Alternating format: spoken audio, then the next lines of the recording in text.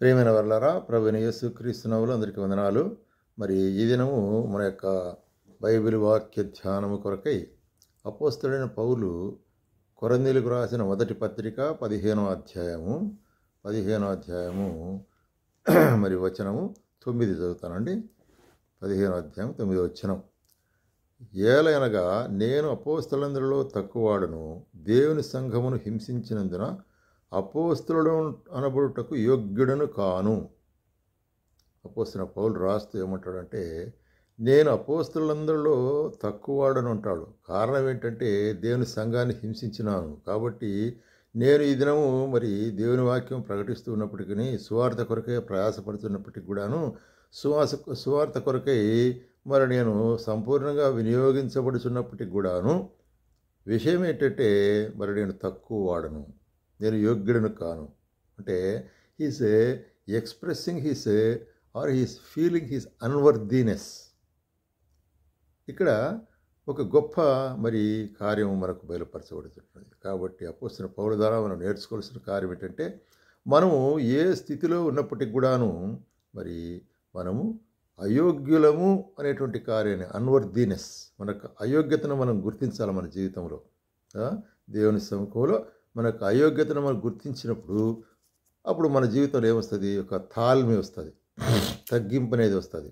కాబట్టి ఎప్పుడైతే తగ్గింపు అనేది వస్తుందో అప్పుడు దేవుడు మనలను హెచ్చించబడుకుంటున్నాడు. కాబట్టి ప్రియమైన సోదర సోదరి, మన యొక్క ఆత్మీయ జీవితంలో తగ్గింపు అనేటువంటి అతిశయం ఉండకూడదు, ఆత్మీయ అతిశయం ఉండకూడదు. మరి అపోస్తలుడైన పౌలు చూస్తే, ఇన్ని నేను గొప్ప కార్యాలు చేస్తుంటున్నాను, మరి ఇంత పరిచయం చేస్తుంటున్నాను, నేను పత్రికలు నేను రాశాను, మరి నేను గొప్పవారిని అపోస్తలులందరికంటే, మరి పేతురు కంటే, యోహాను కంటే చెప్పుకోవచ్చు. కారణం ఏంటంటే ఆయన ఎక్కువ పత్రికలు రాశాను. అయినప్పటికీ కూడా ఏమంటాడు? నేను అపోస్తలులందరిలో తక్కువ వాడను. కాబట్టి ఎప్పుడైతే నీ జీవితంలో నేను తక్కువ వాడను అనుకుంటావో దేవుడు నేను బహుగా హెచ్చించేవాడుకుంటున్నాడు. మరి కారణాలు మనం చూసినట్లయితే అనేక భక్తులు మరి కొన్ని ఉదాహరణలు మనం చూస్తాం, ఎవరెవరు ఆ విధంగా తాము తగ్గించుకునింటున్నారు అనేటువంటి కార్యాన్ని చూడండి. మొట్టమొదటిగా మత్తయి సువార్త 3వ అధ్యాయానికి వచ్చినట్లయితే, మత్తయి సువార్త 3వ అధ్యాయంలో 11వ వచనం. మత్తయి సువార్త 3వ అధ్యాయము 11వ వచనంలో ఏమంటున్నాడు? ఇక్కడ బాప్తిసం ఇచ్చే యోహాను గురించినట్టు కార్యం చెప్తుంటున్నాం. 11వ వచనంలో, మారు మనసు నిమిత్తము నేను నీళ్ళలో మీకు బాప్తిసం ఇస్తున్నాను, అయితే నా వెనుక వచ్చున్నవాడు నాకంటే శక్తివంతుడు, ఆయన చెప్పులు మోయటకైనను నేను పాత్రుడను కాను. ఆయన చెప్పులు మోయటకైనను నేను పాత్రుడను కాను. ఎంత దీనత్వం చూడండి. బాప్తిసం ఇచ్చే యోహాను మరి యేసు ప్రభువుకు ముందుగా పంపుచున్నట్టు దూతగా చెప్పబడుతున్నది. అయినప్పటికీ కూడా ఏమంటాడంటే, మరి నా వెనుక వచ్చువాడు, నేను నీళ్ళలో బాప్తిసం ఇస్తున్నాను, నా వెనుక వచ్చేవాడు మరి నాకంటే శక్తివంతుడు. కాబట్టి యేసుక్రీస్తు ప్రభువును ఎంతగా హెచ్చిస్తున్నాడంటే, ఆయన చెప్పులు మోయటకైనా నేను పాత్రుడు కాను కదా. ఈ లోకంలో ఒకవేళ సాధారణంగా మనం అన్నట్లయితే ఆయన చెప్పులు మోయటకైనా నేను ఇప్పుడు అంత దీనత్వముగా మనం తగ్గించుకోలేము కదా. ఏదో నేను కొంచెం తక్కువడనే అని చెప్పగలం, కానీ ఆయన చెప్పులు మోయటకైనా నేను అర్హుడను కాను అనేటప్పుడు ఎంత దీనత్వం మనం చూస్తున్నాం. ఎందుకంటే ఆయన పరిశుద్ధాత్మలోను అగ్నితోనూ మీకు బాప్తిసం ఇస్తున్నాడు. కాబట్టి ఇక్కడ మనకు సారాంశం ఏంటంటే, అంత గొప్పవాడైనటువంటి బాప్తిసం ఇచ్చే యోహానే తన జీవితంలో ఏమంటున్నాడు? నేను మరి బహు తక్కువ వాడను, అదే సమయంలో ఆయన చెప్పులు మోయటకను మరి నేను పాత్రుడను కాను అనేటువంటి కార్యం. ఆ విధంగా మనం చెప్పగలమా? ప్రభువా నీవు గొప్పవాడవు, నీ సన్నిధానంలో నేను అంతో అపాత్రుడను అని చెప్పగలమా? అటువంటి దీనత్వం మన జీవితంలో రావాలి. అటువంటి దీనత్వం మన జీవితంలో వచ్చినప్పుడే అది మరి గొప్పదైనటువంటి ఆశీర్వాదానికి కారణమవుతుంది అనమాట. అదే మత్తయి సువార్త 8వ అధ్యాయము 8వ వచనంలో, 8వ అధ్యాయం 8వ వచనంలో ఇక్కడ ఏం చూస్తున్నామంటే, ఇక్కడ ఒక శతాధిపతి, కపెర్నహూములో ఒక శతాధిపతి ఏం చేశాడు? తన దాసుని కొరకై మరి తన దాసుడు పక్షవాయుతో బాధపడుచుంటున్నాడు. కాబట్టి అతని స్వస్థత కొరకై యేసుప్రభువుని రమ్మని యేసుప్రభువును అడుక్కుంటున్నాడు, బ్రతిమాలుకుంటున్నాడు. చూడండి 8వ వచనంలో తన యొక్క సేవకులను పంపి, మరి అప్పుడు యేసుప్రభు ఏమంటాడు?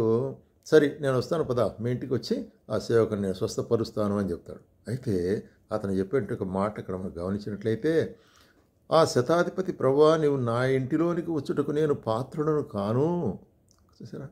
నా ఇంటిలోనికి వచ్చేదానికి నేను పాత్రుడను కాను ప్రభువా, నీవు మాట మాత్రం సెలవిమ్ము, అప్పుడు నా దాసుడు స్వస్థపరచబడును. కాబట్టి ప్రభువా, నీ మాటలో శక్తి ఉందని నాకు తెలుసు. కాబట్టి మాట మాత్రం సెలవిచ్చినట్టు చాలు. నా ఇంటికి వచ్చి నువ్వు స్వస్థపరచాలంటున్నట్టుక నేను అర్హుని కాను ప్రభువా. ఎంత దీనత్వం!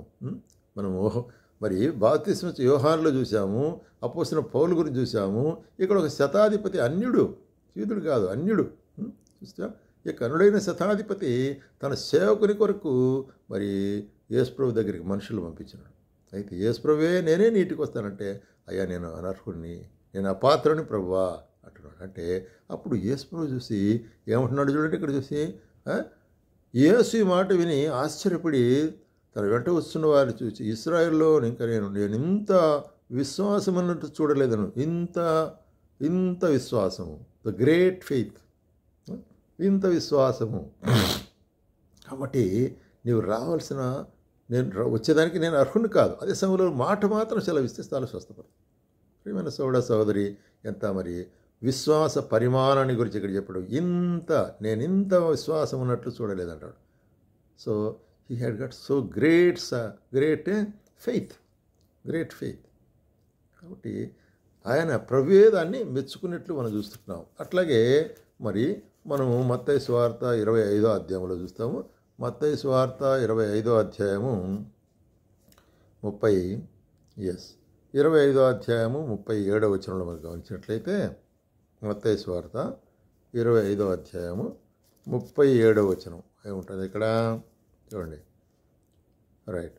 అందుకు నీతిమంతులు, ప్రభువా, ఎప్పుడు నీవు ఆకలి కొనగా ఉండొట్టు చూచి నీకు ఆహారం ఇచ్చితిమి, దప్పిగొన్నట్టు చూచి ఉండొట్టు చూచి నీకు ఎప్పుడు దాహం తీర్చితిమి, ఎప్పుడు పరదేశం ఉండొట్టు చూచి నిన్ను చేర్చుకుంటేమి, దిగంబరి ఉండొట్టు చూచి బట్టలు ఇచ్చితిమి, ఎప్పుడు రోగి ఉండొట్టు చూచి నేను చెరసాలలో ఉంటే నేను ఎదుకు వచ్చితిమి అని అడిగాడు. ఈ సందర్భం మనం గమనించినట్లయితే యేసు ప్రభువు ఏమంటున్నాడంటే, ఆయన తన మహిమతో మనుష్య కుమారుడు వచ్చినప్పుడు పరిశుద్ధ దూతలతో కూడా జరిగేటువంటి విషయాన్ని గురించి చెప్తున్నాడు. అప్పుడు ఒకవైపు కుడివైపున కొంతమంది, ఎడమవైపున కొంతమంది ఉంటున్నారు. మరి కుడివైపున్న వారిని చూచి అక్కడేమంటున్నారు, తండ్రి చేత ఆశీర్వదించబడిన వారులారా అంటున్నాడు. కాబట్టి పుట్టినది మొదలుకొని మీ కొరకు ఏం సిద్ధపరచబడినది? మరి రాజ్యం సిద్ధపరచబడింది. ఎందుకు అని అంటే, మీరు నేను ఆకలిగా ఉండగా ఆహారం ఇచ్చినారు, దప్పికున్నప్పుడు దాహం ఇచ్చినారు, నాకు బట్టలు ఇచ్చినారు, నాకు అన్ని రకములుగా సాయం చేసినారు. అప్పుడు వీళ్ళు అంటున్నారు, ప్రభువా, మేము ఎప్పుడు చేసినాం ప్రభువా? మేము చేసినట్టు లేదే, మాకు తెలియలేదే, మీకు మేము ఎప్పుడు చేసినాం ప్రభువా అని అడిగినప్పుడు, అందుకు రాజు, మిక్కిలి అల్పులైన సహోదరులు ఒకరికి మీరు చేసిరు గనుక నాకు చేస్తానని నిశ్చయంగా మీతో చెప్పుచున్నాను. కాబట్టి ఇంత మరి దేవుని కొరకే కార్యం చేసి కూడా మేమేం చేసినాం ప్రభువా అంటున్నాం. అంటే మనం చేసినట్టు కార్యం ఒకవేళ మనకు తెలియపోయినప్పుడు కూడా మన యొక్క ప్రతి కార్యాన్ని, ప్రతి మంచి పనిని యేసుక్రీస్తు నామములో ఆయన మనకు గమనించేవాడుకుంటున్నాడు అనే కార్యాన్ని ప్రియుడా జ్ఞాపం చేసుకోవాలి. కాబట్టి నీవు ఏ కార్యం చేసినప్పటికీ కూడా ప్రేమతో, ఆయన మీద కృపతో మనం చేసినప్పుడు అది నీ లెక్కలేనికి వస్తుంది. ప్రభువే మెచ్చుకుంటాడు అది నాన్న. కాబట్టి ఎంత మరి దీనత్వం అనేటువంటిది, మేము ఏమి చేయలేదు ప్రభు అంటే, లేదు నువ్వు నాకు చేసినావు అంటున్నాడు. ఎంత గొప్ప ఆశీర్వాదం అండి, ఎంత గొప్ప ఆశీర్వాదం మనం గమనిస్తున్నాం. అట్లాగే లూకాసు వార్తలో మనం గమనించినట్లయితే, లూకాసు వార్త 5వ అధ్యాయం 8వ వచనంలో, లూకాసు వార్త 5వ అధ్యాయం 8వ వచనంలో ఇక్కడ ఏం చూస్తున్నామంటే చూడండి, యేసు మోకాళ్ళ ఎదుట సాగిలపడి, ప్రభువా, నన్ను విడిచిపొమ్ము, నేను పాపాత్ముడను. ఇక్కడ ఏ సందర్భం ఏంటంటే, పేతురు ఇక్కడ ఏం చేస్తున్నాడు చూసినట్లయితే, మరి అక్కడ చేపలు పట్టుకుంటూ ఒడ్డుకు వచ్చినారు. రాత్రి అంతా కూడా ప్రయాసపడినా ఏమీ దొరకలేదు. అప్పుడు యేసుప్రభు ఏం చెప్పినాడు, మరి నీవైతే లోపలికి పోయి ఈసారి నేను చెప్పినట్లు వల వేయమన్నాడు. వల వేసి అప్పుడు వల వేసేటప్పుడు విస్తారమైన చేపలు పడినాయి. అప్పుడు వెంటనే పేతురు గ్రహించినాడు, ఇది ఎక్కువతో మహిమ కలిగినట్టు ఆయన ఉంటున్నాడు, నేను గొప్పవాడు అని. ఒకవేళ మరి యేసు ప్రభు దేవుడని ఆయన ఎరిగి ఉండకపోవచ్చు ఆ సమయంలో, అయితే ఈయన గొప్పవాడు, ఒక మాట చెప్తే నిన్ను చేపలు వచ్చి పడినాయి. ఆయన వెంటనే ఏం చేశాడు, అయ్యా నేను మరి చూసినట్లయితే మరి సీమోను పేతురు అంటున్నాడు, యేసు ఎదుట మోకాళ్ళు మీద సాగిలపడి, ప్రభువా, నన్ను విడిచిపొమ్ము, నేను పాపాత్ముడను. కాబట్టి పాపాత్ముడైన నాకు ఇంత గొప్ప మరి కార్యం చేసినారే కదా. అనేక సార్లు మన జీవితాల్లో కూడా మన యొక్క గత జీవితాన్ని జ్ఞాపకం చేసుకున్నప్పుడు, అయ్యా ఈ కార్యం చేయటకు నేను ఎంత పాత్రుడైన వాడు, నేను పాత్రుడను కాదు అనేటువంటి కార్యాన్ని గురించి. కాబట్టి ప్రియమైన సహోదరి, ఈ దినం యొక్క మన యొక్క వర్తమాన యొక్క కార్యం ఏంటంటే, మన యొక్క అన్వర్దినెస్, మనకు అపాత్రత అనేటువంటి దాన్ని ప్రభు దగ్గర ఒప్పుకోవాలా, దాన్ని మనం ప్రకారంగా నడుచుకోవాలి. కాబట్టి ఏ విధమైనటువంటి అహంకారము, మరి చూసినట్లయితే అహము, సొంతము అనేటువంటి అహంభావం అనేటువంటి కార్యాన్ని ఏ విధంగా మన జీవితాల్లో ఉండకూడదు. మరి ఏ విధంగా ఆయన చూసినట్లయితే మరి బొచ్చు కొత్తరించు అనే గొర్రె పేర మౌనముగా ఉండినట్లు మనము అనేక సందర్భాల్లో మౌనంగా ఉండవలసి వారు ఉంటున్నాం. అది చేతగానితనం కాదు, అది దీనత్వం అనేటువంటిది గొప్ప పరలోక సంబంధం మరి అది గుణం, దీనత్వం అనేటువంటి. కాబట్టి మన జీవితాల్లో మనం అన్వర్దినెస్ అనేటి దాన్ని ఒప్పుకోవాల్సిన ఉంటున్నాం. ఆ విధంగా ఒప్పుకున్నట్లయితే ప్రభువే మనల్ని తగిన సమయంలో హెచ్చించేవాడుగా ఉంటున్నాడు. కాబట్టి ఈ యొక్క కార్యం మనం నేర్చుకుంటూ ప్రభు మనకు సహాయం చేయనుగా.